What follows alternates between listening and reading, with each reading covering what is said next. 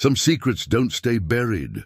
They come looking for you with a loaded gun. For Eli Hart, that moment arrived on an ordinary afternoon in a dusty saloon when a stranger called him father.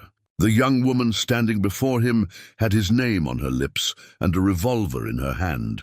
She wanted answers about a past Eli didn't remember and a daughter he never knew existed. Her mother was Sarah, a woman he'd loved 20 years ago before she disappeared without explanation. Now Sarah was gone, and this girl held the only clue, a locket with a letter inside that would change everything Eli thought he knew about love, betrayal, and the choices that haunt us. What had Sarah hidden all those years, and why? Before we jump back in, tell us where you're tuning in from.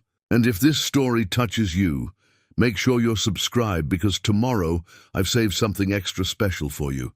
Eli Hart had always been a man of the mountains. The high country suited him, silent, unforgiving, honest in its harshness. For 15 years, he'd made his home in a timber cabin tucked into a valley where the pines grew thick and the nearest neighbor was a day's ride away. He trapped in winter, hunted year-round, and came down to Clearwater 4 times a year for supplies and whiskey. It was a solitary life, but solitude had never bothered him. Truth was, he preferred it that way. The ride down from his cabin took most of a day, following old game trails that wound through stands of lodgepole pine and across meadows where elk grazed in the early morning. His horse, a sturdy buckskin mare named Dusty, knew the path as well as he did. They'd made this journey together so many times that Eli barely needed to guide her. She picked her way down the rocky switchbacks with the steady confidence of experience, her hooves finding purchase on loose scree where a lesser animal might stumble. It was late September, and the aspens had turned golden. They shimmered in the afternoon light like coins scattered across the mountainside. The air carried the crisp bite of coming winter, and Eli knew he'd need to make this his last trip before the snows came. He had a list in his mind: flour, coffee, salt, ammunition, a new saw blade, if Henderson's Mercantile had one in stock. Simple needs for a simple life. He didn't think about the past much anymore. 15 years was long enough to bury most memories, and the ones that remained had worn smooth like river stones, their sharp edges dulled by time. But sometimes, riding alone through country this beautiful, his mind would drift back to a time when he'd imagined sharing it with someone. Her name had been Sarah Brennan, and she'd had hair the color of autumn wheat and eyes that held more kindness than any person he'd known before or since.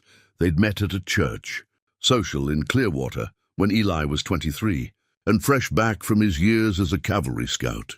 The army had hardened him, taught him to track and survive and fight, but it hadn't prepared him for the way Sarah smiled at him across a table of apple pies and cornbread. They'd courted for 6 months, walks along the creek, Sunday dinners with her parents, quiet conversations on her family's porch as the sun set behind the mountains. He'd asked her to marry him on a spring evening when the wildflowers covered the meadows like a quilt. She'd said yes without hesitation.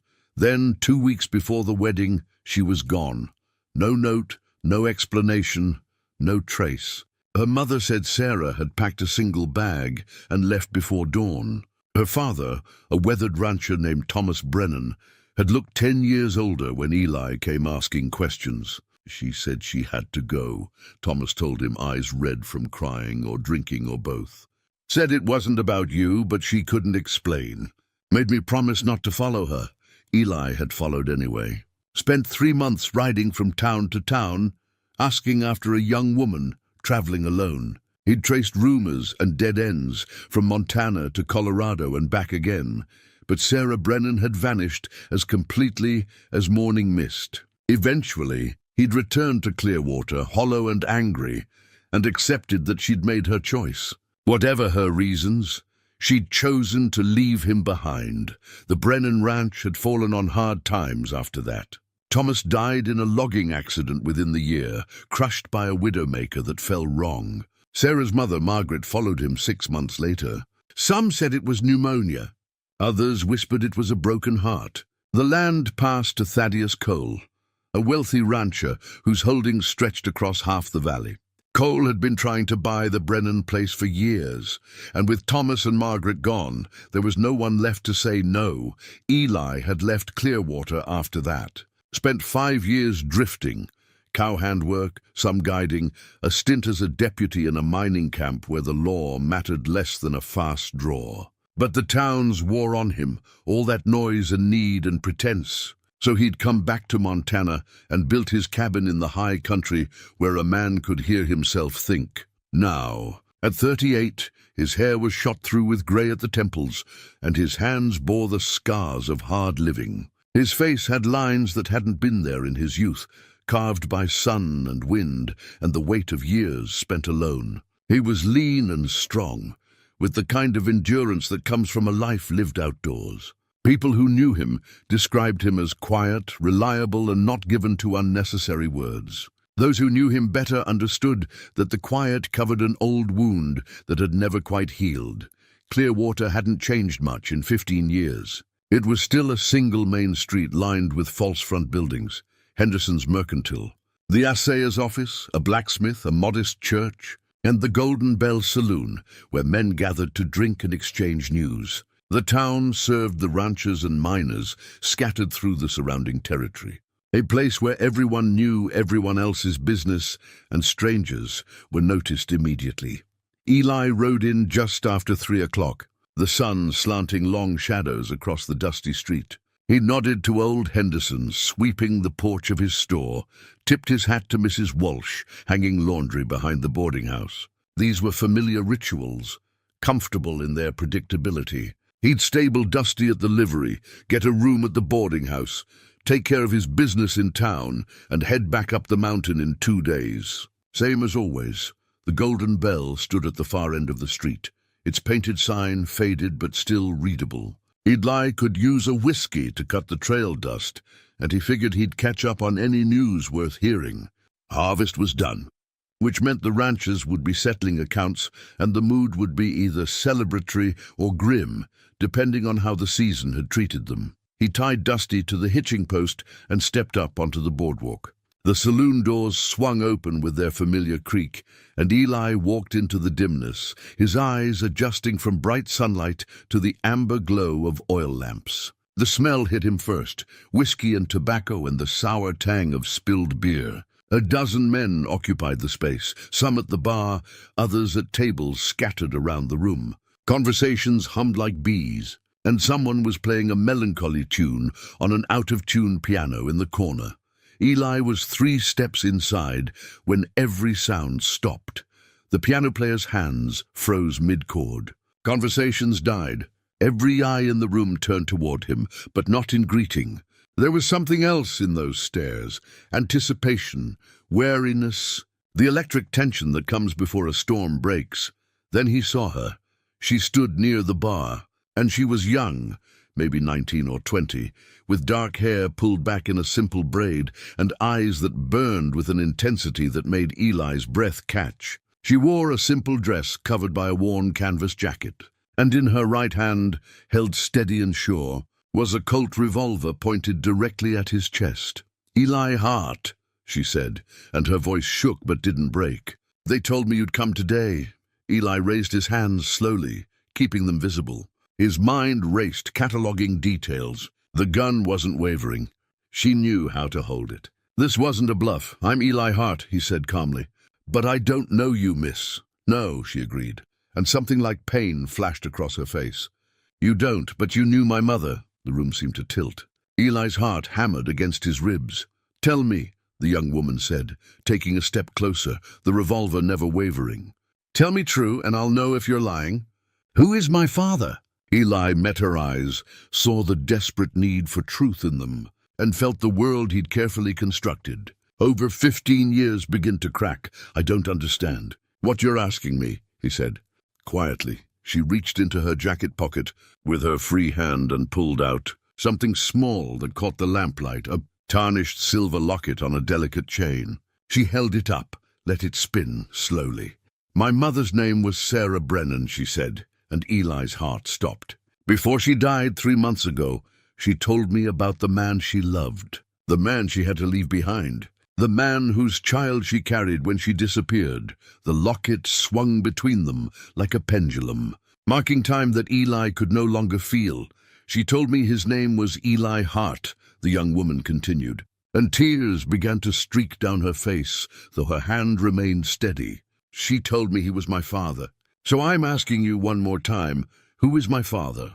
Eli stared at her, at the fierce determination in her face, at the shape of her jaw, and the set of her shoulders, and the way she held herself, like someone who'd learned early to be strong. And in that moment, looking at this stranger who claimed to be his daughter, Eli Hart saw Sarah Brennan's eyes staring back at him from across 20 years of silence and loss. "I don't know," he whispered, the words torn from somewhere deep inside him. "God help me, I don't know."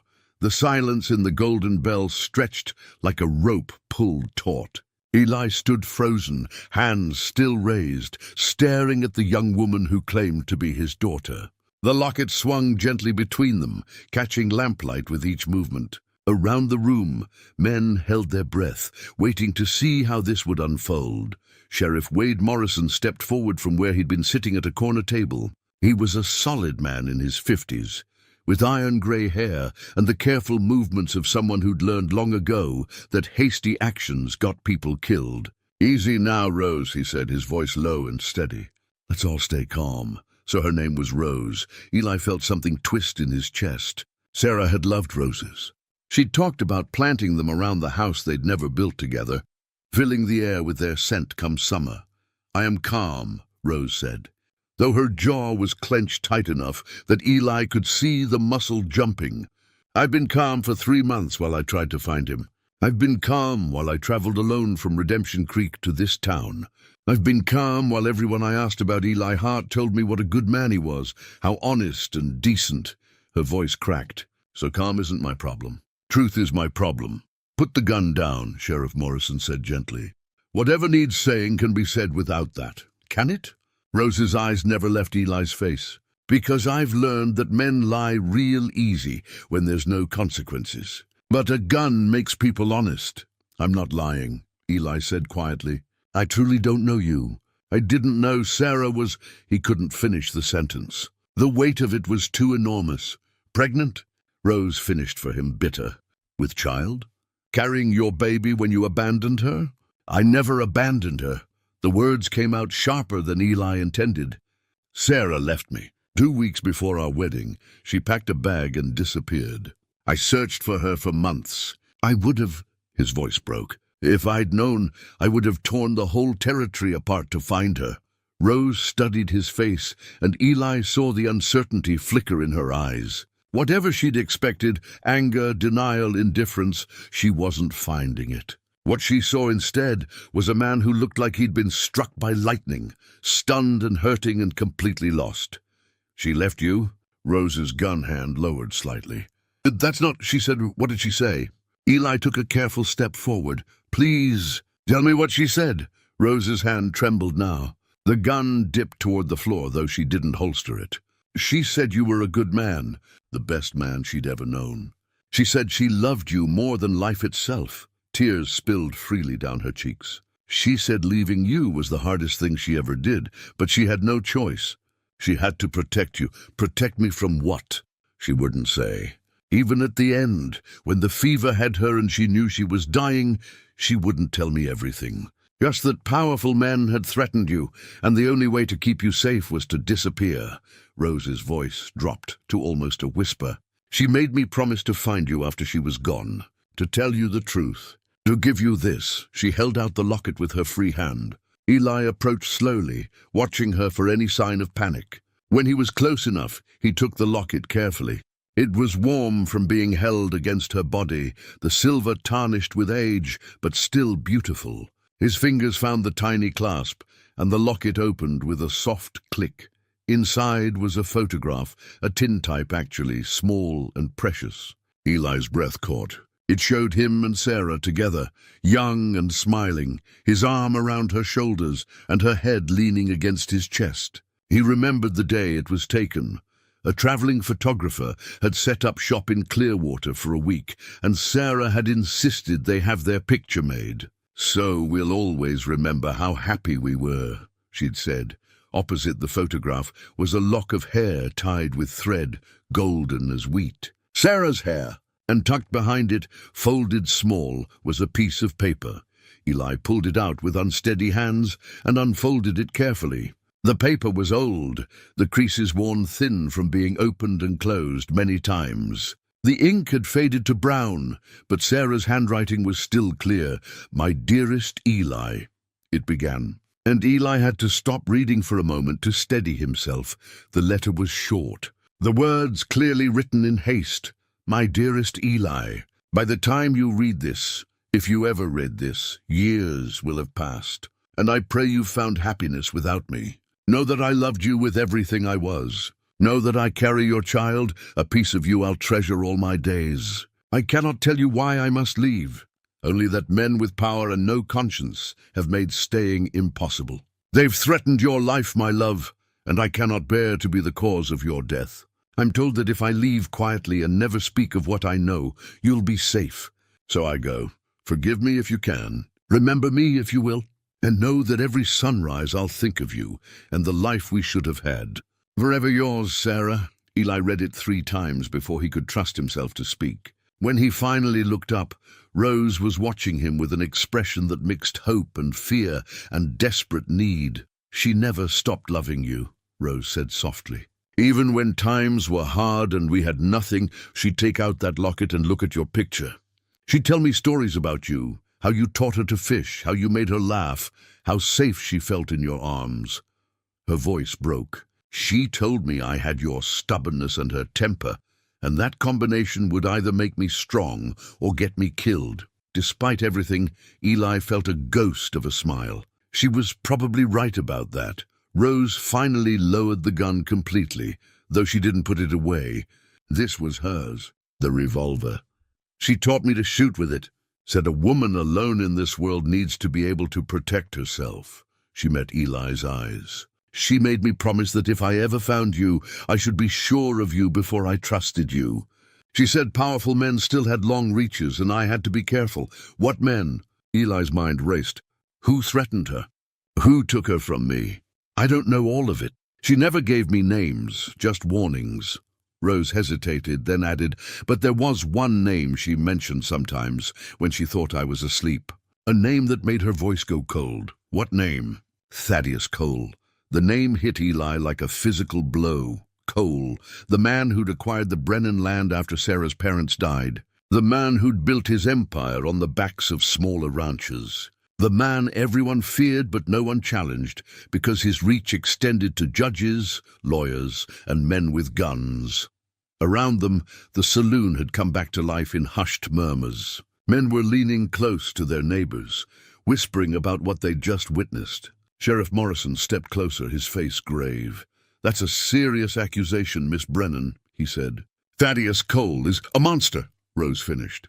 "I don't know all of what he did, but my mother carried that fear her whole life.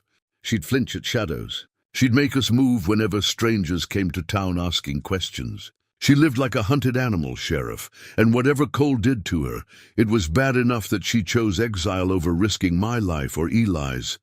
Eli's hands clenched into fists. 20 years. Sarah had suffered for 20 years because of Thaddeus Cole, and he'd raised a daughter alone, in fear, never knowing peace. And Eli, he'd spent those same years thinking Sarah had simply chosen to leave him. "I need to see Cole," Eli said, his voice cold and flat. "I need answers." "That's not a good idea," Sheriff Morrison warned. "Cole's an old man now, sick with something the doctors can't cure. But his son Marcus runs things these days, and Marcus doesn't have his father's restraint. You go poking around out there, you might not come back. I don't care." Eli turned to Rose. "Do you have somewhere to stay? Somewhere safe?" "The boarding house. Mrs. Walsh gave me a room." "Stay there. Keep that gun close. Don't go anywhere alone." Eli's voice carried the weight of command, the tone of a man used to being obeyed in dangerous situations. Rose's chin lifted. "I'm not a child. And this is my fight too. You're right. You're not a child." Eli met her eyes, saw the steel in them, Sarah's steel tempered by hardship. "You're my daughter. And I've already lost 20 years with you because I didn't know you existed. I'm not losing you now." The words hung in the air between them. My daughter. The first time he'd said it out loud, and it felt both foreign and absolutely right. Rose's eyes widened, filling with fresh tears. "You believe me?" Just like that.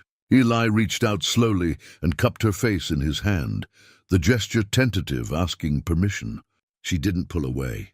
"I see your mother in every line of your face," he said softly. "I see her courage, her fire, her heart. And I see something of myself, too, though that might just be wishful thinking. But more than that, I believe you, because that letter," he gestured to the locket still in his other hand, "that letter is Sarah's heart on paper.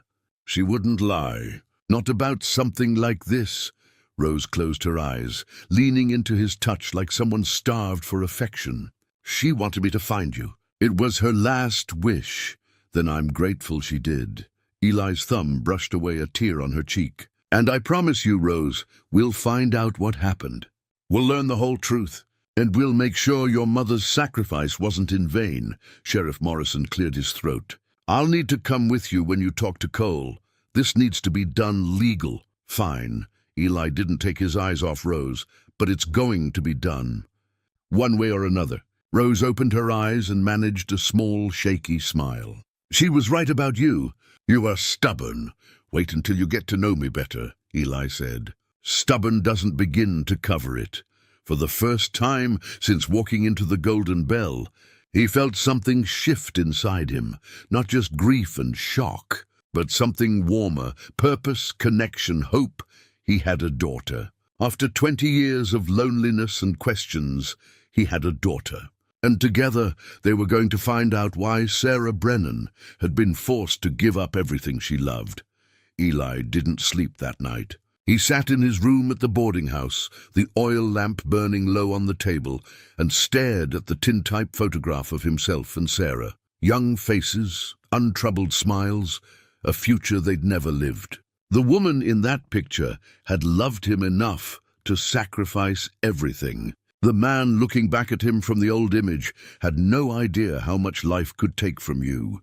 The letter lay open beside the photograph, Sarah's words reading like a ghost's whisper across time. He'd memorized every line, every curve of her handwriting, searching for clues he might have missed. "Men with power and no conscience. If I leave quietly and never speak of what I know." What had Sarah known? What secret had been worth destroying 3 lives over? Dawn came slowly, grey light creeping through the window. Eli rose, splashed water on his face from the basin, and dressed with the careful deliberation of a man preparing for something difficult. He strapped on his gun belt, not because he intended to use it, but because a man who went unarmed to ask hard questions was a fool. He found Rose in the boarding house dining room, sitting alone at a corner table with a cup of coffee growing cold in front of her. She looked like she'd slept about as well as he had, which was to say not at all. Her dark hair was pulled back in the same practical braid, and she wore the same worn jacket over her dress. The revolver, her mother's revolver, was visible in a holster on her hip. "Morning," Eli said, pulling out the chair across from her. Rose looked up, and something in her expression shifted when she saw him. Wariness giving way to something that might have been relief. "Morning. I wasn't sure you'd still be here. Where else would I be?" "Gone. Back to your mountain." She wrapped both hands around her coffee cup, as if needing its warmth. "Men say things in the moment. I thought maybe in the light of day you'd decide this was too complicated." "That I was too complicated." Eli leaned back in his chair, studying her. "Is that what you think of me? That I'd run from my own daughter? I don't know what I think of you yet." Her honesty was sharp, but not unkind. "Yesterday morning you were just a name my mother said with love and sadness. Now you're sitting across from me and you're real and I don't know how to—" She stopped, frustrated with words that wouldn't come. "I understand." Eli's voice was gentle. "This is strange for both of us. I'm 40 years old and I just found out I have a grown daughter." "You're 20 years old." 19, she corrected. 19 and you just met the father you never knew you had. "There's no map for this, Rose.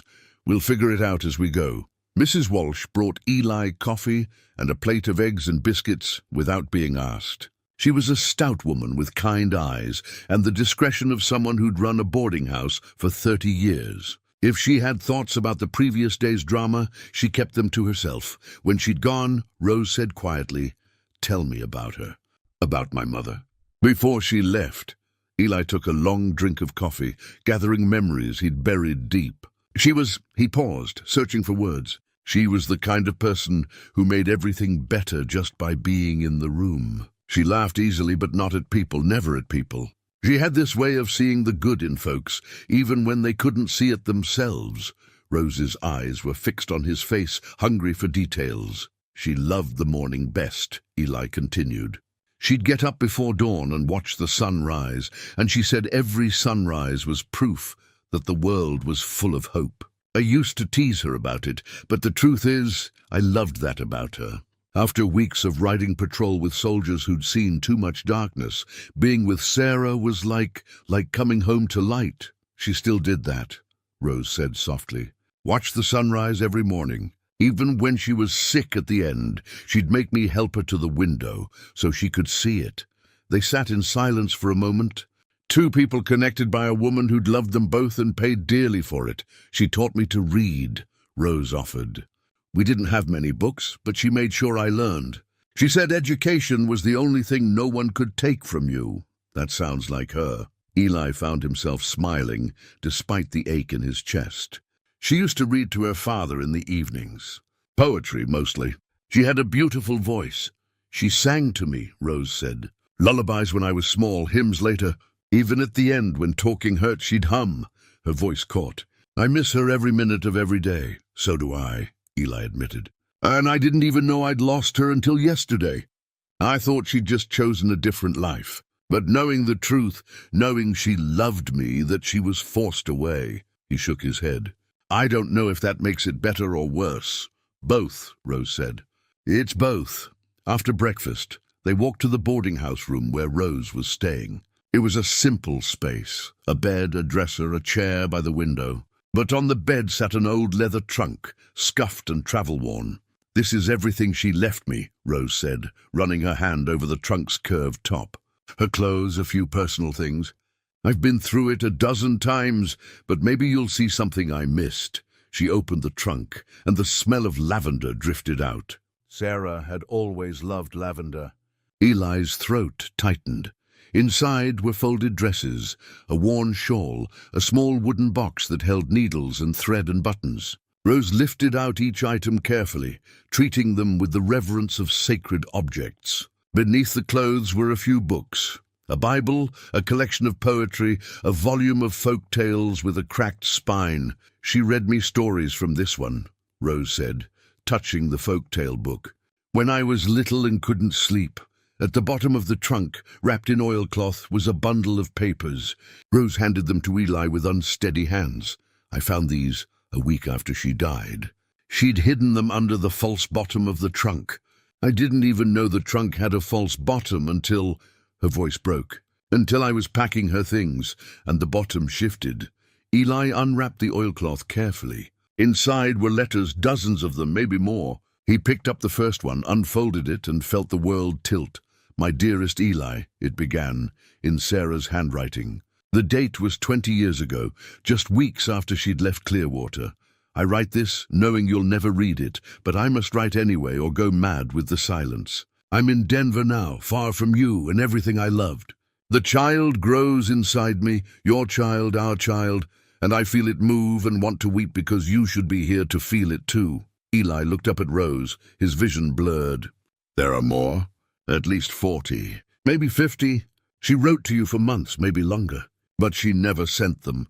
With trembling hands, Eli picked up another letter, and another. Each one was dated, each one addressed to him, each one full of love and longing and fear. Sarah wrote about the pregnancy, about her plans, about the tiny room she rented, and the sewing work she found. She wrote about missing him so much it hurt to breathe. And she wrote about being watched. There are men here who ask questions, one letter said. They pretend to be casual, but I see how they watch me. I move again tomorrow before they can report back to him. I won't lead them to you. I won't let him hurt you. Him, Eli said aloud. She keeps saying him, but no name. Keep reading, Rose said quietly. Eli shuffled through the letters, scanning them for names, for anything concrete. And then, near the bottom of the stack, he found it. Thaddeus Cole's reach is longer than I imagined. His man found me in Laramie, said Cole wanted to talk. I ran before he could get close. I'm heading north now, away from the territories Cole controls.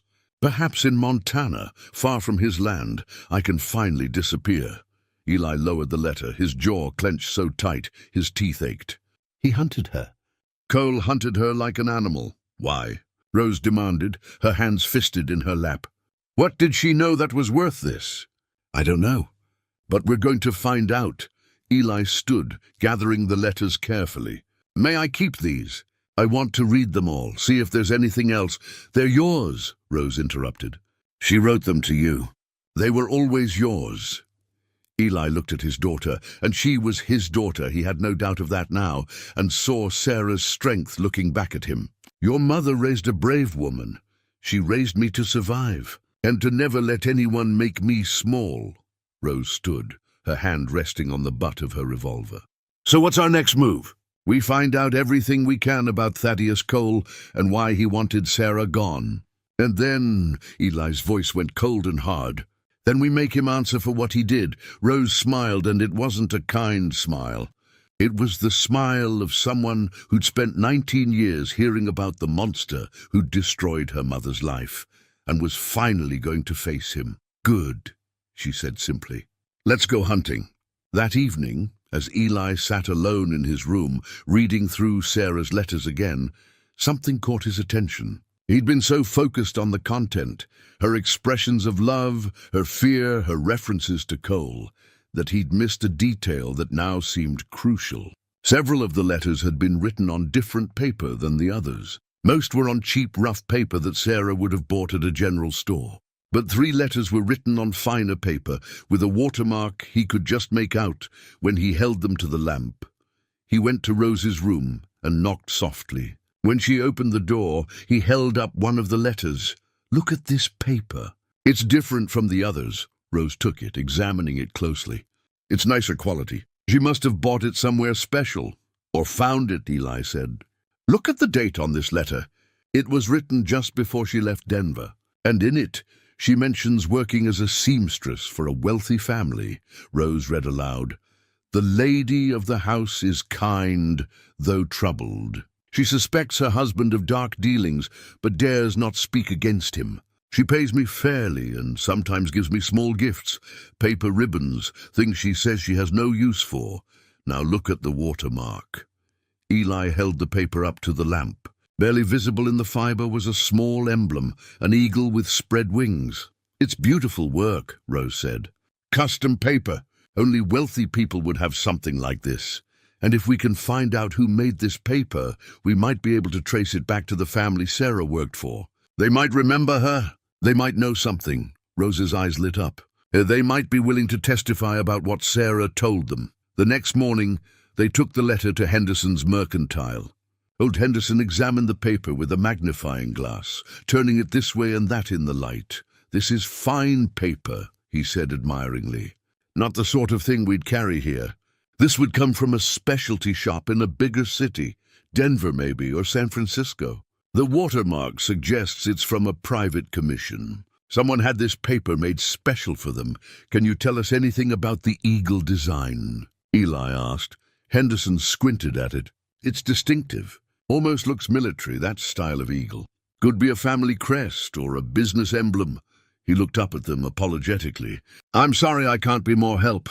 But if you're trying to trace it, you'd need to contact paper mills or stationers in the big cities.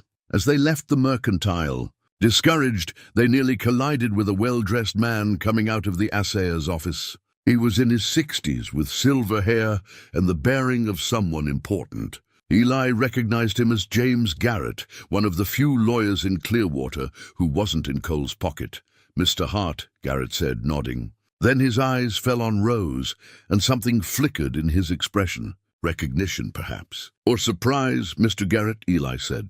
This is my daughter, Rose, Miss Hart, Garrett tipped his hat. "I've heard about you. The whole town's talking about Sarah Brennan's daughter coming home." His voice was warm, respectful. "Your mother was a remarkable woman.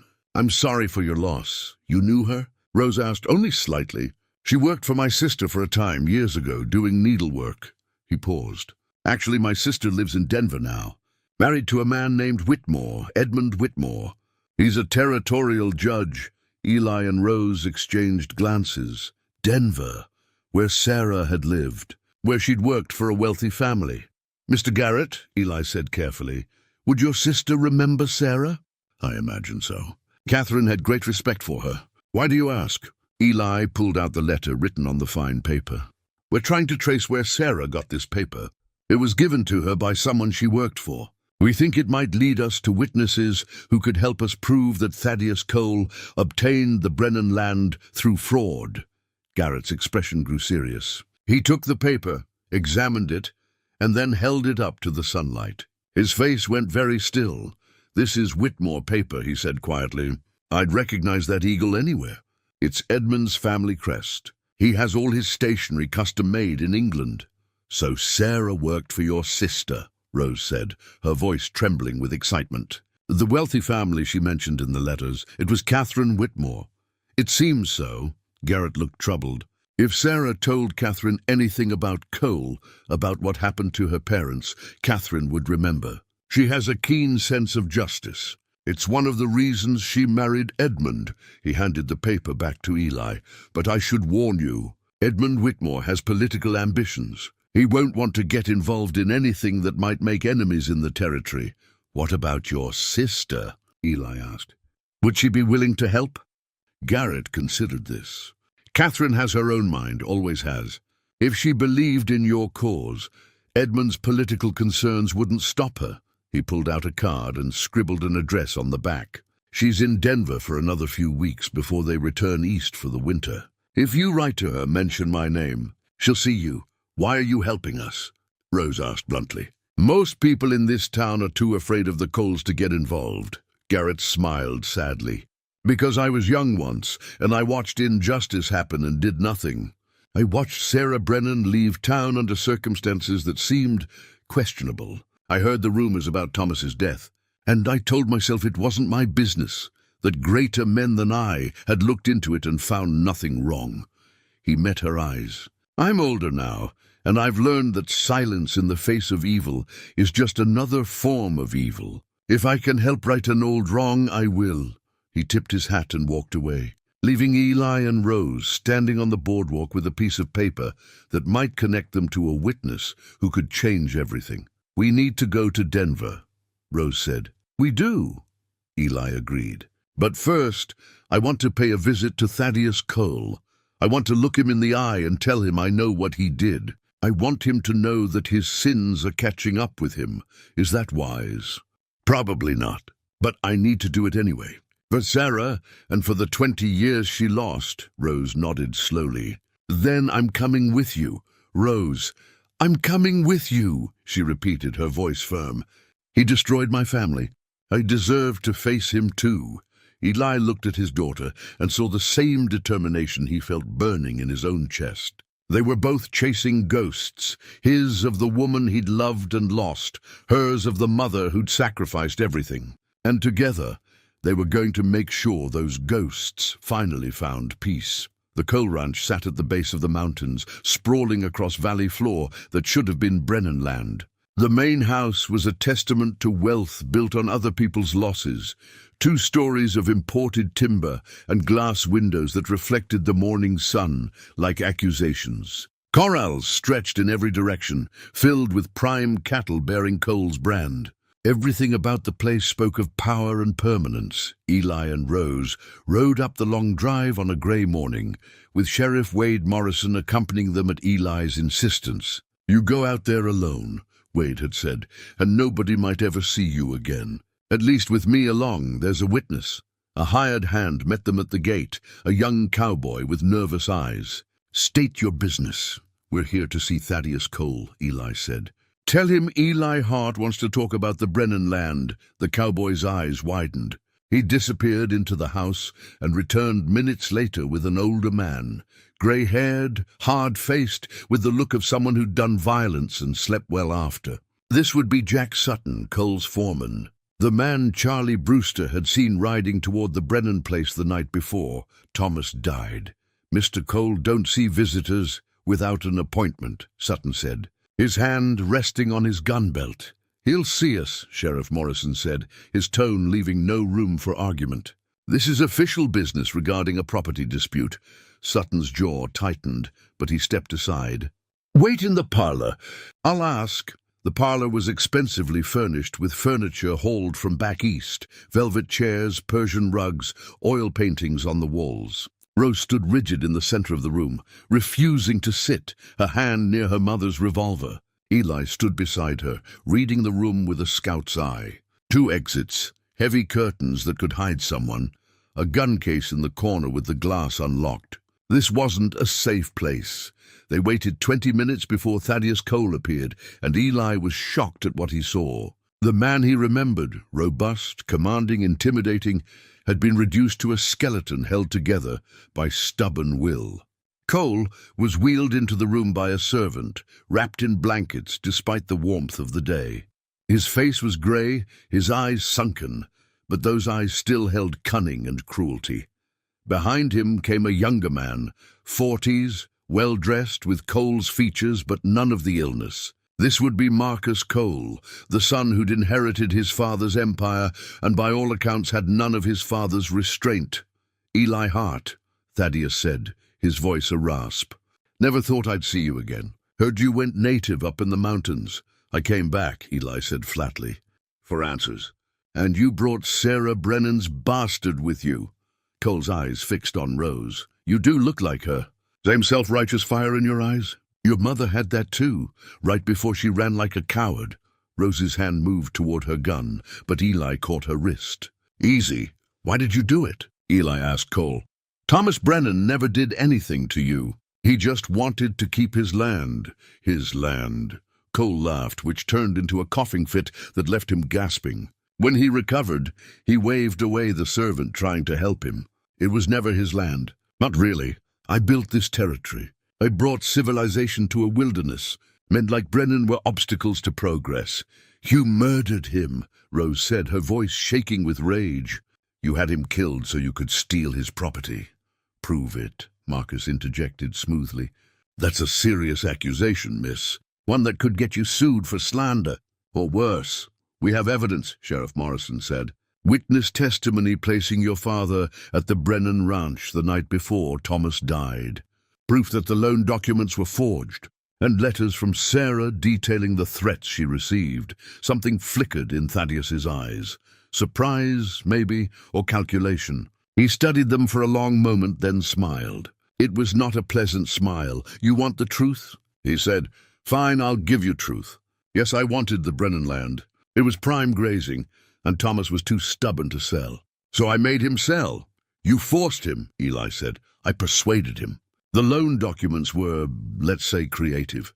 Thomas's signature may have been applied without his knowledge. And when he discovered this and threatened to go to the law, well, accidents happen."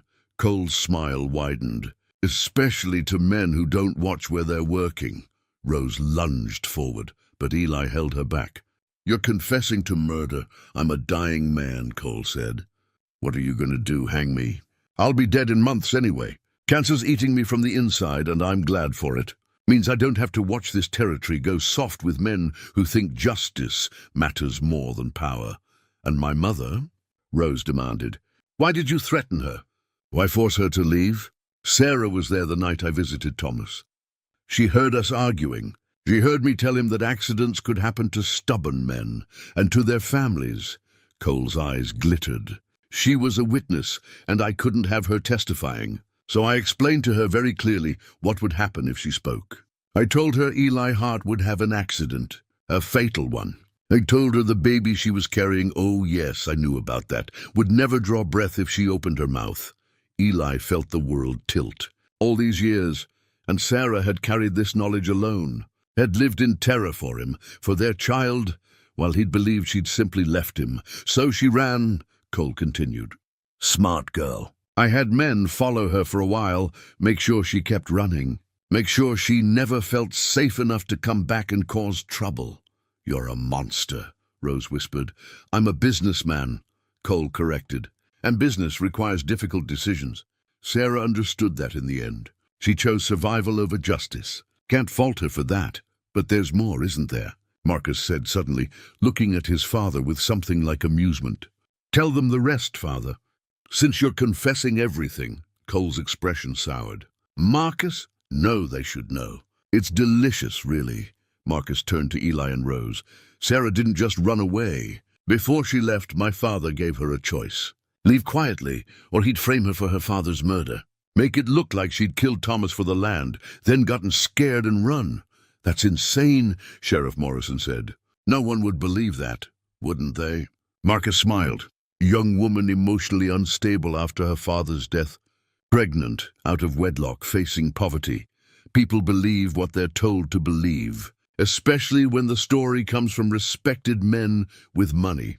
But that wasn't the interesting part, Marcus continued. The interesting part is that father made Sarah an offer. Marry him, give him legal claim to the Brennan land through marriage, and he'd let Eli Hart live. Refuse, and Hart would be dead before sunrise. The room went deathly silent. Eli stared at Thaddeus Cole, horror and rage warring in his chest. She agreed, Cole said quietly. We were married in a private ceremony. She wore black. Appropriate, since it was a funeral for her old life. His smile was cruel. The marriage was never consummated. She fled that same night, took a horse from my stable and disappeared. I didn't pursue her, I had what I wanted. A marriage certificate giving me legal claim to the Brennan property through my wife's inheritance. Rose was shaking, her face pale. My mother, she was married to you. Legally, yes. For about 6 hours. Cole coughed again. I kept the certificate safe all these years. Very useful document, that. Means that when I die, everything I own, including the Brennan land, goes to my heir, Marcus. Unless, Marcus said smoothly, someone could prove the marriage was obtained under duress, or that Sarah had other heirs who might contest the will. Say, a daughter who could claim that the Brennan land should rightfully be hers through her mother's lineage. Understanding dawned on Eli's face. That's why you're telling us this. You want to make a deal? Smart man, Marcus said. Father's dying. When he goes, his estate goes into probate. You could tie up the Brennan land in court for years with competing claims. Or, he pulled a document from his jacket. You could sign this, a legal release of all claims to the Brennan property. In exchange, I'll pay you $50,000. Enough to start over anywhere you like. Blood money, Rose spat. Call it what you want. It's a generous offer. Marcus set the paper on a side table. You have 3 days to decide. After that, the offer's withdrawn, and we handle this less civilly. Is that a threat? Sheriff Morrison asked. It's a business proposition, Marcus said. But yes, also a threat. My father had limits, principles even, however twisted. I have neither. If you force me to fight for what's mine, I'll fight dirty. And I'll win, Thaddeus Cole spoke up again, his voice weaker now. Take the money, girl. It's more than your mother ever saw in her whole miserable life. Take it and go. Leave the past buried where it belongs. Rose walked to the old man's wheelchair and leaned down until her face was inches from his. When she spoke, her voice was cold as mountain snow. My mother lived 20 years in fear because of you. She died in poverty alone except for me, never feeling safe, never coming home. You took everything from her, her family, her home, her future with the man she loved. Rose straightened. I'm not taking your blood money. I'm taking back what you stole. And I'm going to make sure everyone knows what you did. She turned and walked toward the door. Eli and Sheriff Morrison followed, leaving Marcus and Thaddeus in the parlor. As they reached the door, Eli heard Thaddeus laugh, a sound like wind through dead trees. She's her mother's daughter, all right, the old man called. Just as stubborn, just as stupid. Sarah chose pride over sense, too. Look where it got her. Eli paused at the door and looked back. It got her a daughter brave enough to stand up to men like you.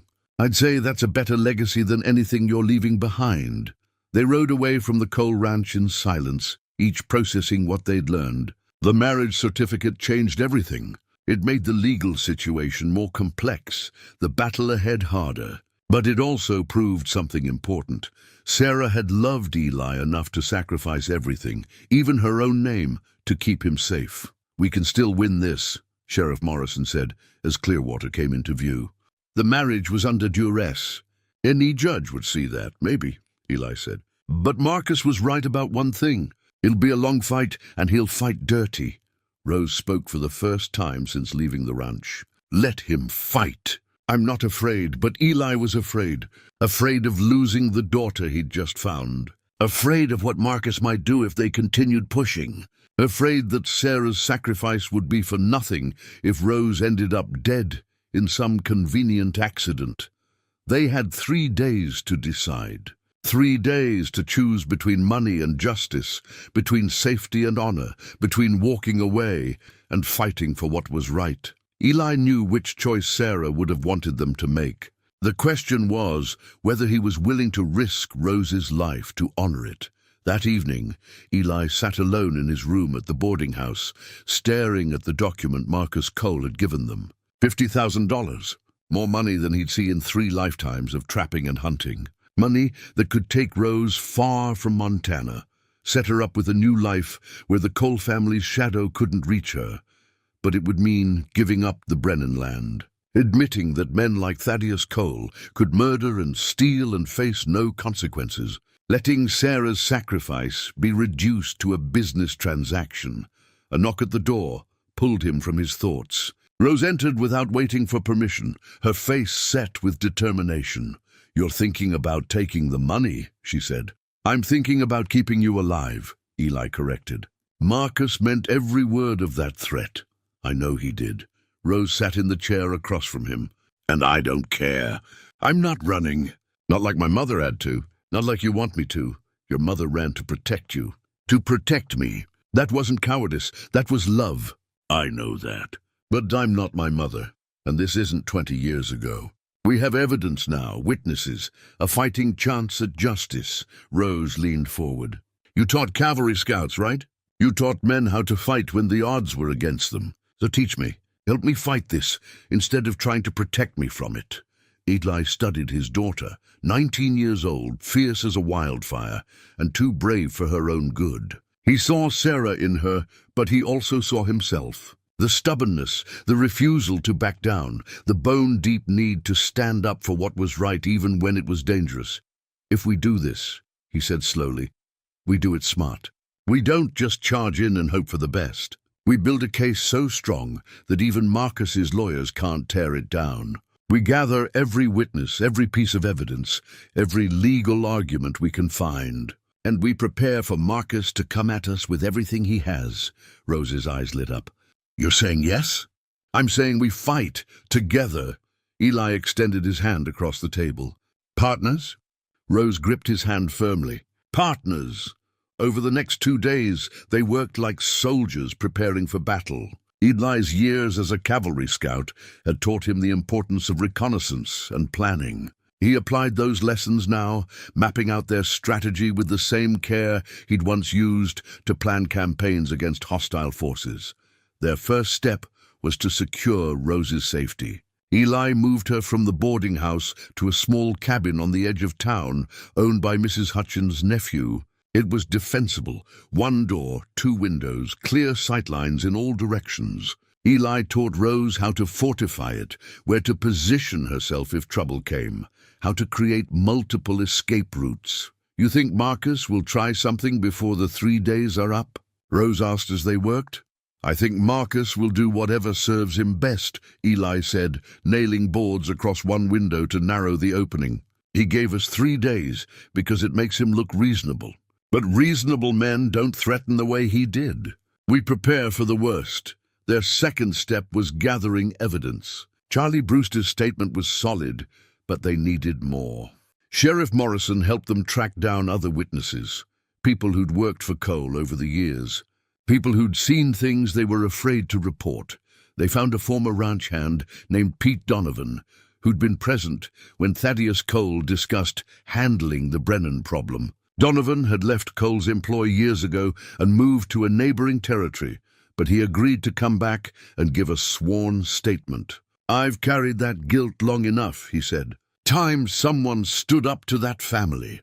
They found the traveling preacher who'd performed the forced marriage between Sarah and Thaddeus. Reverend Samuel Cross was old now, nearly blind, but his memory was sharp. "I knew something was wrong," he told them, his hands shaking as he signed his statement. The bride was weeping, and the groom looked like he'd won a business deal, not married a woman. "But Cole paid me $200 and told me to keep my mouth shut. I took the money and convinced myself it wasn't my business. I've regretted it every day since." Each witness they found added weight to their case. Each statement made it harder for Marcus to claim his father's actions had been legal and proper. Their third step was legal strategy. James Garrett proved invaluable here. He'd agreed to represent them, and his experience showed in how he structured their argument. "We're not just claiming fraud," he explained, spreading documents across his desk. "We're proving a pattern of criminal behavior spanning 2 decades. Murder, forgery, coercion, and an illegal marriage obtained through threats. Any one of these would be enough to challenge the land ownership. Together, they're overwhelming." He'd already drafted court documents challenging Thaddeus Cole's claim to the Brennan property. The moment Cole died, which could be any day given his condition, those documents would be filed. And they'd sent a letter to Catherine Whitmore in Denver, asking her to testify about what Sarah had told her all those years ago. "Will it be enough?" Rose asked. "In a fair court, yes," Garrett said. "But we need to ensure we get a fair court. Marcus has influence with some judges. We'll need to request a judge from outside the territory, someone with no connection to the Cole family." On the morning of the 3rd day, the deadline Marcus had given them, a message arrived at the cabin where Rose was staying. It was addressed to both her and Eli, written in elegant script on expensive paper. "Miss Brennan and Mr. Hart, I trust you've had time to consider my generous offer. If you're interested in accepting, meet me at the Clearwater Bank at noon today to finalize the transaction. If you choose not to accept, consider this your final warning. Some battles aren't worth fighting. Marcus Cole." Eli crumpled the note and threw it in the fireplace. Rose watched it burn, her jaw set. "We're not going to the bank," she said. It wasn't a question. "No, we're not." Eli checked his rifle, then his revolver. "But we should expect Marcus to make his move soon. He's given us his deadline. When we don't show up, he'll know we've chosen to fight." "Let him know," Rose said. She was cleaning her mother's revolver with practiced efficiency. Sarah had taught her well. Sheriff Morrison arrived mid-morning with Charlie Brewster and 2 deputies. "Figured you might need backup today," Morrison said. "Marcus has been gathering his men at the ranch. Counted at least 8 hired guns yesterday." 8 against 7, Eli said, counting their group. "Not great odds. Better than 8 against 2, Brewster pointed out. "And we've got right on our side." "Right doesn't stop bullets," one of the deputies muttered. "No," Eli agreed. "But smart tactics do. If Marcus comes, we need to be ready." They spent the morning fortifying the cabin and positioning themselves strategically. Eli placed men at windows with clear fields of fire. He had Rose positioned in the back room with a rifle and instructions to shoot through the gaps in the boarded windows if necessary. It felt like preparing for a siege, which in a way it was. Noon came and went. No sign of Marcus. 1 o'clock. Still nothing. At 2 o'clock, a rider approached, not Marcus, but a young boy from the telegraph office. He handed Eli a telegram with shaking hands, then rode away quickly, as if afraid to be associated with whatever was coming. Eli opened the telegram. It was from Catherine Whitmore in Denver. "Received your letter. Remember Sarah well. She told me everything about Cole's threats and forced marriage. Will testify. Husband agrees despite political concerns. Some things matter more than politics. We leave for Montana tomorrow. Stay safe, Catherine." "We have our witness," Eli said, reading the telegram aloud. Relief and tension mixed in equal measure. "Catherine Whitmore will testify."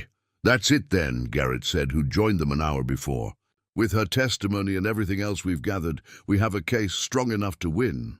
Marcus must know that by now. He'll have heard we've been collecting witnesses, which means he's desperate," Sheriff Morrison said. Desperate men do stupid things. As if summoned by the words, the sound of horses reached them, many horses moving fast. Eli moved to the window and counted. 10 riders coming up the road toward the cabin, Marcus Cole at their head. More than we thought, Charlie muttered. They brought reinforcements. Everyone to positions, Eli ordered. His voice was calm, steady, the voice of a man who'd faced worse odds and survived. Don't shoot unless I give the word. Let's see what they want. The riders pulled up 50 yards from the cabin, close enough to talk, but far enough to make clear they weren't coming in peace. Marcus dismounted, and 2 of his men did the same. The others stayed mounted, hands near their weapons. Eli stepped out onto the small porch, Sheriff Morrison and Charlie flanking him. Rose remained inside, her rifle barrel visible through a window gap, a clear message that they were ready. You didn't come to the bank, Marcus called. I assume that means you've declined my offer. We have, Eli confirmed. The Brennan land belongs to Rose, and we're taking it back through the courts. Marcus smiled, but there was no warmth in it. The courts? How quaint. Did you really think I'd let you tie up my inheritance in legal battles for years? Did you think I'd just accept your challenge and hope for the best? I think you don't have a choice, Sheriff Morrison said. This is going to court, Marcus, and we have enough evidence to prove your father stole that land through murder and fraud. Evidence, Marcus repeated. He pulled a folded paper from his jacket. You mean statements from people like Pete Donovan? The drunk who'll say anything for money? He dropped the paper on the ground. Or Reverend Cross, who's so blind he can barely see his own hand, who'd believe him about a ceremony 20 years ago? We have more than that, Eli said. Do you? Marcus's smile widened. Let me tell you what you have, Hart. You have a dead woman's letters that prove nothing except she ran away. You have a forged loan document, but my lawyers will argue it was Thomas Brennan who forged it, not my father. You have witnesses who'll be discredited or intimidated. And you have a claim to land that was legally acquired through a valid marriage.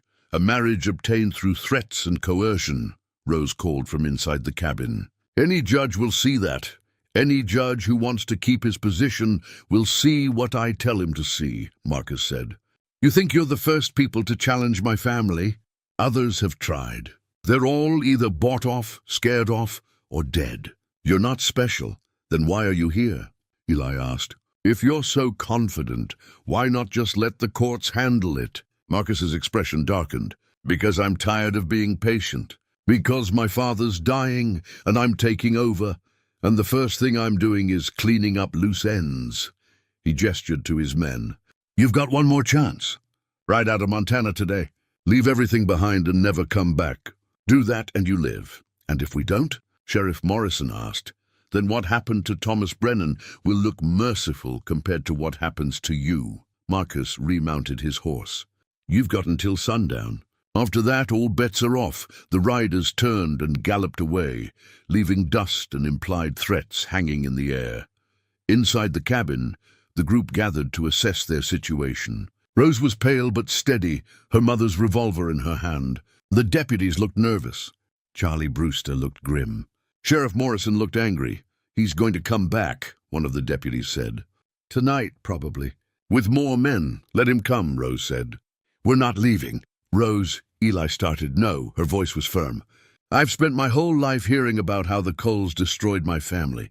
How they murdered my grandfather, terrorized my mother, stole our land. I'm not running from them. I'm not giving them another victory. Your mother ran to keep you alive, Eli reminded her gently. I know, and I'm grateful for that. But she ran because she had no choice, no evidence, no support. We have all those things now. We have witnesses. We have the law on our side. We have people willing to stand with us. Rose looked around the room. Right? The men exchanged glances. Then one by one they nodded. I didn't put on this badge to let men like Marcus Cole get away with murder, Sheriff Morrison said. I'm staying. I've got 20 years of cowardice to make up for, Charlie Brewster added. I'm staying. The deputies were slower to commit, but eventually they agreed. They'd taken an oath to uphold the law, and running now would make that oath meaningless. James Garrett stepped forward. I've already filed preliminary documents with the territorial court. If anything happens to any of us, those documents will be investigated. Marcus knows that. He's betting we'll back down, but if we don't, he'll have to weigh whether killing us is worth the scrutiny it'll bring. He's already decided it is, Eli said quietly. That's why he came with 10 men. That's why he gave us until sundown. He's not bluffing. The room fell silent as the weight of that settled on them. Then we prepare, Rose said finally. We fortify this cabin better than any fort. We create defenses, and when they come, if they come, we make them regret it. Eli looked at his daughter and felt a complex mixture of pride and fear. She had Sarah's courage, but she also had youth's conviction that right would triumph over might. He knew better. He'd seen good men die for righteous causes. He'd seen evil men prosper while decent people suffered.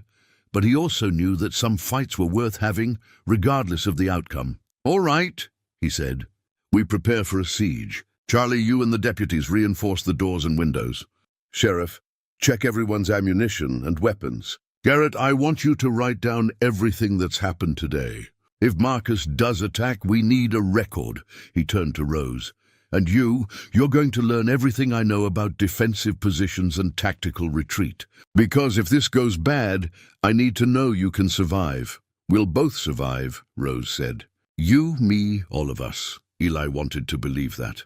But as the afternoon shadows lengthened and sundown drew closer, he cleaned his rifle and checked his revolver and prepared for the possibility that he might have found his daughter only to lose her in the same fight that had stolen Sarah from him 20 years before. Outside, the sun crept toward the horizon. Inside the cabin, 7 people waited for darkness and whatever it would bring. And in the mountains beyond town, Eli's buckskin mare, Dusty, stood in the livery stable, saddled and ready. Because Eli had learned long ago that hope was good, but escape routes were better. Sunset painted the Montana sky in shades of blood and gold.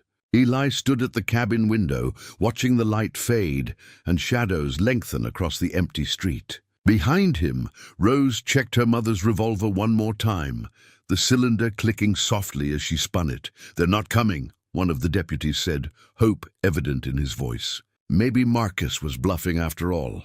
He's not bluffing, Eli said quietly. He's waiting for full dark. Makes it harder for us to see them coming, easier for them to surround us.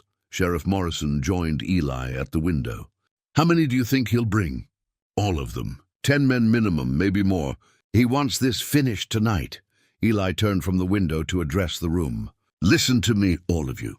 When they come, they'll try to intimidate us first. Demands, threats, maybe a show of force.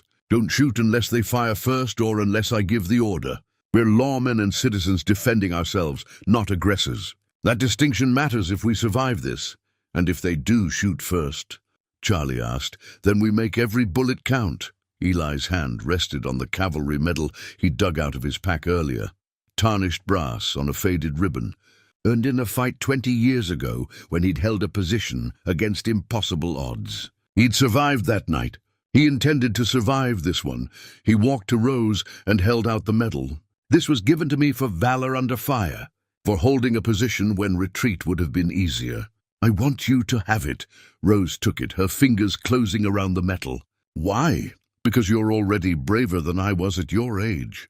And because if something happens to me tonight, I want you to have something that's mine. Something that says we were family, even if only for a few days. Nothing's going to happen to you, Rose said fiercely. But she pinned the medal to her vest anyway, right over her heart. The darkness deepened. Stars emerged one by one, cold and distant. The temperature dropped, as it always did in the mountains. Breath starting to fog in the unheated cabin. At 8 o'clock, they came. Eli heard them before he saw them.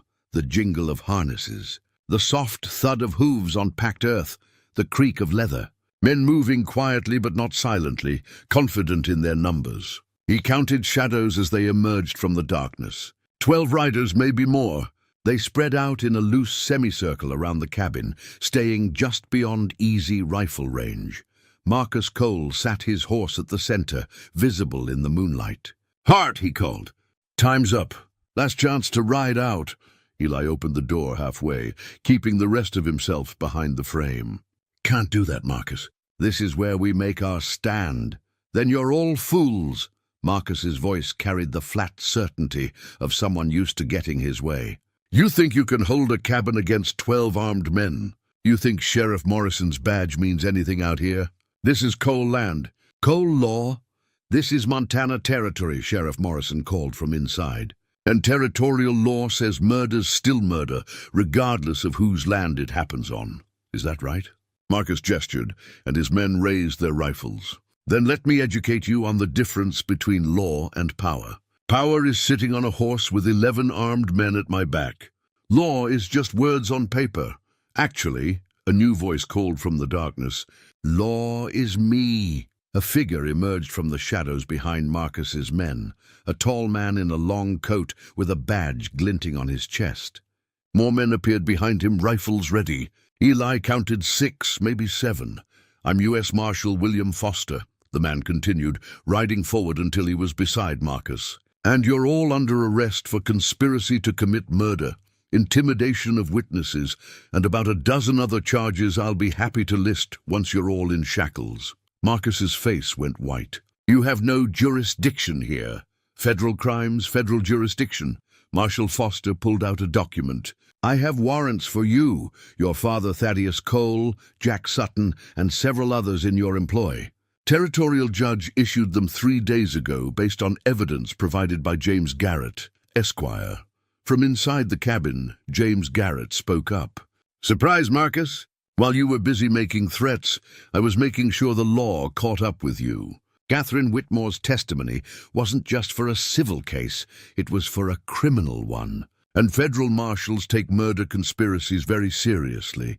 Eli felt the tension in his shoulders release slightly. This was why Garrett had insisted on sending that telegram to Denver, not just to secure Catherine's testimony, but to alert the federal authorities to what was happening. He'd been playing a longer game than any of them realized. Marcus's hand moved toward his gun. "You think you can take us all?" "I think," Marshal Foster said calmly, "you need to consider whether dying tonight for land you're about to lose anyway is worth it. Your father confessed to murder. We have written statements from witnesses. We have documentation of fraud. Even if you kill every person in that cabin, you're still going to hang for what the Cole family has done." The night held its breath. 12 guns pointed at 7 lawmen. 7 guns pointed back. And in the cabin, Eli Hart held his rifle steady, prepared to fight if necessary, but hoping desperately that he wouldn't have to. Marcus Cole's hand hovered near his gun, his face contorted with rage and calculation. Around him, his hired men shifted nervously. They'd signed on for intimidation, maybe some rough work. But going up against federal marshals was another matter entirely. "Your men are thinking about the odds," Marshal Foster observed. "They're thinking about how much you're paying them and whether it's worth dying for. They're thinking that even if they win this fight, they'll be hunted men for killing lawmen. And they're thinking maybe they should cut their losses." One of Marcus's men, a grizzled cowboy with gray in his beard, slowly raised his hands and dismounted. "I'm out, Marcus. You didn't say nothing about fighting marshals." "Get back on that horse," Marcus snarled. "No, sir." The man unbuckled his gun belt and let it fall. "I need work, but I don't need a noose." Another man followed suit, then another. Within moments, half of Marcus's force had disarmed themselves and were standing with their hands up.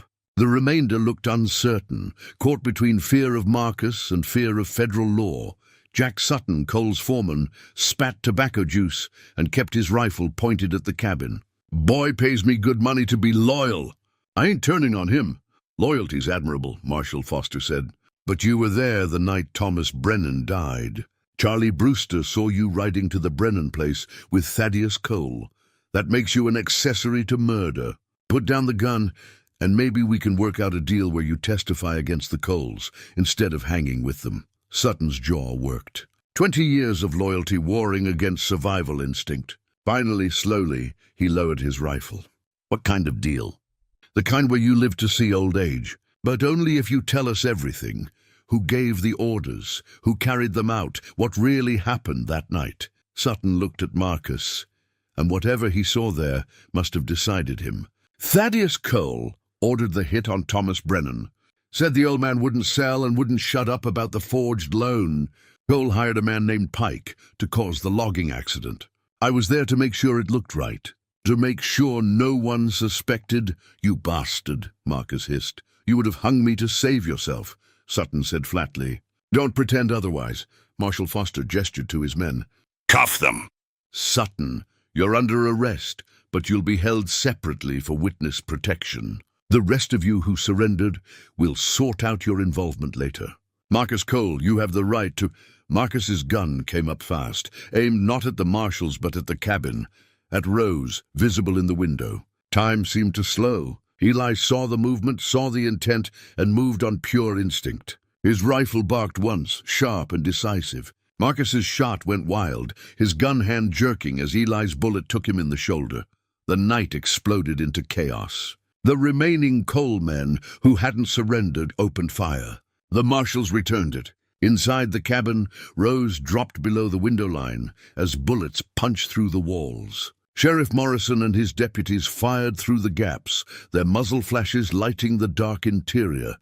Eli worked his rifle with practiced efficiency, sight, breathe, squeeze, cycle. Each shot deliberate, each one aimed to disable rather than kill. This wasn't the kind of fight where you aimed for hearts. This was about survival and justice, not vengeance.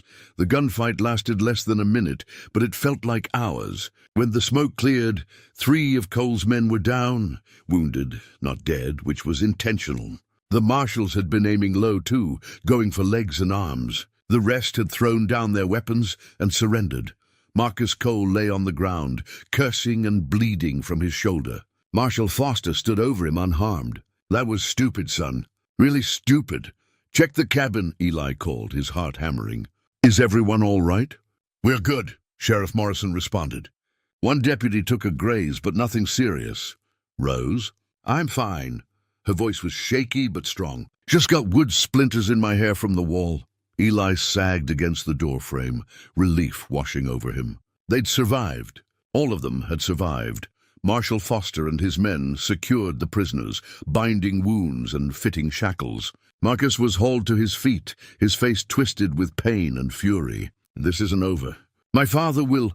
Your father is dead, one of the marshals interrupted, emerging from the darkness leading a fresh horse. Got word by rider 20 minutes ago. Thaddeus Cole passed at 7 o'clock tonight. Your inheritance is nothing but legal troubles now. The fight went out of Marcus all at once. He slumped in the marshal's grip, suddenly looking less like a dangerous man and more like someone who'd lost everything. Marshal Foster approached the cabin, and Eli stepped out to meet him. They shook hands in the moonlight, the sound of wounded men groaning and horses stamping the only sounds besides the wind. Thank you, Eli said simply. Thank James Garrett. He contacted us a week ago with his evidence. We've been gathering our case ever since. Foster glanced toward the cabin. Your daughter in there? She is. Then you should tell her she owns the Brennan land now. Free and clear. Soon as the courts sort through Thaddeus Cole's tainted estate, that property reverts to Sarah Brennan's heir. He smiled. Congratulations, Hart. You won. But as Eli looked at the wounded men and the blood on the ground and the hatred in Marcus Cole's eyes, he wasn't sure it felt like victory. It felt like the end of a long, painful road, one that Sarah had walked alone for 20 years before he'd even known to look for her. Still, as Rose emerged from the cabin, her face pale but determined, the cavalry medal still pinned to her vest, Eli felt something shift inside him. Maybe not victory, but justice finally, and a family reclaimed from the ashes of the past. 3 months later, on a morning when spring was just beginning to touch the Montana high country, Eli Hart stood at the gate of the Brennan Ranch, Rose's ranch now, and watched his daughter direct the construction crew working on the new barn. She moved with purpose and confidence, Sarah's determination evident in every gesture. The legal battles had been surprisingly swift once the federal government got involved. Marcus Cole and Jack Sutton were awaiting trial for conspiracy to murder. The forged loan documents had been exposed. Thaddeus Cole's forced marriage to Sarah had been ruled invalid due to coercion, which meant his claim to the Brennan land died with him. The property, all 300 acres of prime grazing land, had been returned to Sarah Brennan's estate, which meant to Rose, Catherine Whitmore had come from Denver to testify, and her presence had sealed the case. She described in vivid detail how Sarah had arrived at her home 20 years ago, pregnant and terrified, and told her everything about the Coles' crimes. "That poor girl lived in fear every day," Catherine had said from the witness stand. "She loved a man named Eli Hart with her whole heart, and she gave up everything to keep him safe. If that's not proof of coercion and duress, I don't know what is." The judge, brought in from another territory to ensure impartiality, had ruled decisively in Rose's favor. The Brennan land was hers. The Cole family's empire was crumbling under federal investigation, and justice, delayed by 20 years, had finally arrived. Now, as Eli watched Rose consult with the carpenter about the barn's roofline, he felt a contentment he hadn't known in decades. He'd moved down from his mountain cabin, at least temporarily. Rose had asked him to help her rebuild the ranch, to teach her what he knew about surviving in this hard country. And Eli had discovered that having a purpose beyond mere survival was a powerful thing. "You going to stand there all morning, or are you going to help?" Rose called, grinning at him. "I'm supervising," Eli called back. "That's important work too." Rose laughed, Sarah's laugh, bright and full of life. Eli had heard it more often in recent weeks, as the weight of fear and grief gradually lifted from his daughter's shoulders. She was young still, with time to heal, time to build the life Sarah had been denied. A rider approached from town, Sheriff Morrison, who'd become a frequent visitor to the ranch. He dismounted and nodded to Eli before joining Rose at the construction site. Eli watched them talk, saw Rose's face light up at something Morrison said. The sheriff was a good man, widowed 5 years, and it was clear he saw in Rose something worth courting. Rose seemed to appreciate his steady, honest nature. Eli turned away, giving them privacy, and walked toward the small plot of land at the edge of the property where 3 headstones stood. He'd had them carved from Montana granite, solid, permanent, proper markers for lives that had mattered. The first stone read, "Thomas Brennan, beloved father, 1810–1865, a man of honor." The second, "Margaret Brennan, beloved mother, 1815–1865, a woman of grace." The third stone was larger, more elaborate. Rose had insisted on that. It read, "Sarah Brennan Hart, 1842–1885, daughter, mother, survivor. She sacrificed everything for love and lived every day with courage. Her legacy lives on in the daughter she raised and the man she never forgot. Forever remembered, forever loved." Eli stood before Sarah's stone, a memorial marker, since her body was buried in the distant town where she died, and felt the familiar ache of loss mixed now with something else. "Gratitude, perhaps, or peace. I found her, Sarah," he said quietly. "Our daughter, Rose. She's everything you'd want her to be, strong, brave, stubborn as hell. She has your eyes and your heart." He touched the cold stone. "I wish you could see her. I wish you could see what she's building here, on the land your parents loved. She's bringing it back to life." The wind sighed through the new grass, and Eli could almost imagine it was Sarah's voice, telling him she knew, that she'd always known Rose would find him eventually, that some things were meant to be, even if they took 20 years to unfold. He heard footsteps behind him, Rose's boots on the new spring grass. She stood beside him, silent for a moment before speaking. "Sheriff Morrison brought news from Denver," Catherine Whitmore wrote. "She wants to visit this summer, bring her husband. She said she'd like to see what became of Sarah's daughter." "That would be good," Eli said. "She was kind to your mother when kindness was rare." She said something else, too. Rose pulled a letter from her pocket.